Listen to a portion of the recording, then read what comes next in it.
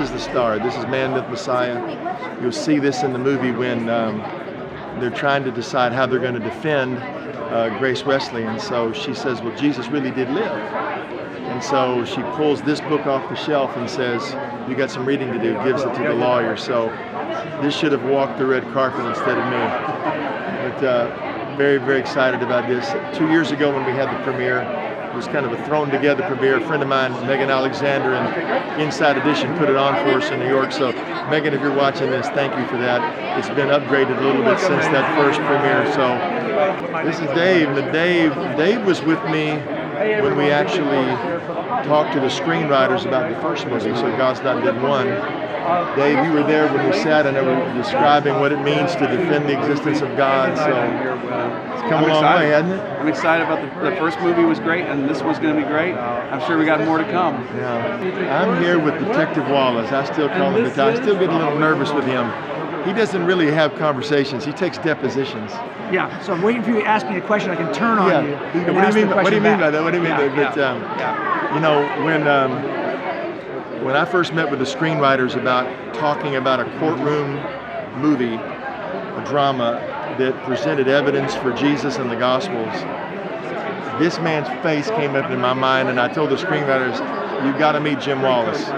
So I brought them to San Diego. Jim was already there. Yeah, it was awesome. We had this little serendipitous moment. 2 hours talking to my room about evidence for God, so it was awesome. So when he left, the screenwriters looked at me and said, he's just perfect. So, and then when we did the filming, they were calling him, by the time he went from perfect to a rock star. Oh, no, you're very kind. They didn't. Well, all of this, as you know, if you haven't been tracking along, we go to these premieres, right? And we're like, nobody knows who I am.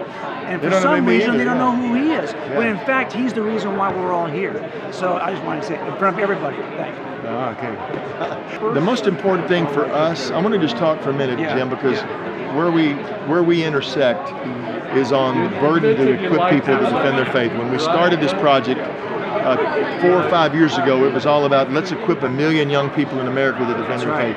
That's been your passion. You retired from being a cold case detective to do this full time. What do you think is going to happen as people see this movie? What will be the practical impact of this movie in your mind? Well, and you know that we do documentaries presenting the case and the evidence for Jesus, the evidence for Christianity, and to be honest, they're great, but this kind of movie reaches a much larger audience, as you know. And so this kind of movie introduces important facts to a much broader audience that may not ever go to a documentary, may not ever watch one late at night on Discovery Channel or on History Channel, but they will come to a movie like this, and they'll get a chance to get a taste of what is much. This is a gateway movie in many ways, right? It introduces people to much larger concepts that they can go in and research on their own.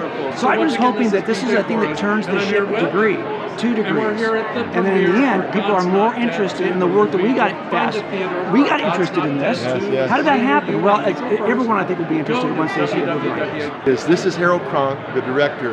The artiste. Hey everyone, BJ Torres here. Let me just say this, is that when I was talking about how when I first told Chuck and Kerry about him and they introduced him, they came down and met in San Diego and they loved him. So when he shows up on the set in Little Rock to do this filming, I've seen Harold enough. You know, he's got the weight of the world. He's trying to get all these characters and personalities and script and, you know, I'll cut, do it again. Well, when Jim gets on the thing, I could see this smile come over his face. It was like, thank you that somebody actually has got his lines together, and he just was. I was so nervous. I didn't want to fail him because I knew that everyone, you know, they might do it 15 times, right? So basically, I was writing this book, God's Not Dead, and I'm riding down the road. And we first of all had one conversation, then I called him, but this is Troy, so I'm telling this businessman, Troy Duhan, about the book I'm writing called God's Not Dead. He says to me, that needs to be a movie.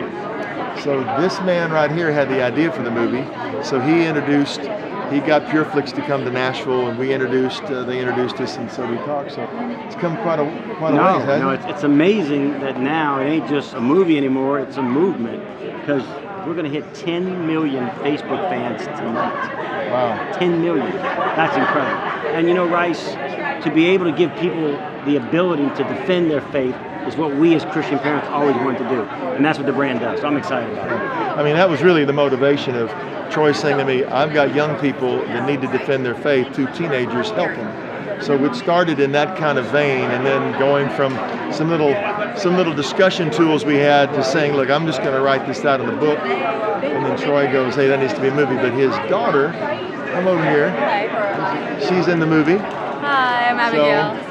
So Abigail, what do you think? You know you have a really good line where you say, just shut up. You have one line, you have a See, shut I up. haven't seen it yet. I'm kind of You have nervous. a line where you tell somebody, shut up. I thought that was the most real line in the whole movie. You did say that. You did say that. I'm really excited to see it. I'm nervous to see it, but I'm excited. Can you believe this It's guy, gonna be this fun. is the father of this is like, she grew up, didn't she? She grew up. Yeah, she grew Grew up. But you know, Rice, the thing that I think they need to understand is that now youth have the ability to understand what they believe, why they believe it, and not just that, be able to defend it. That's important. Yeah, absolutely.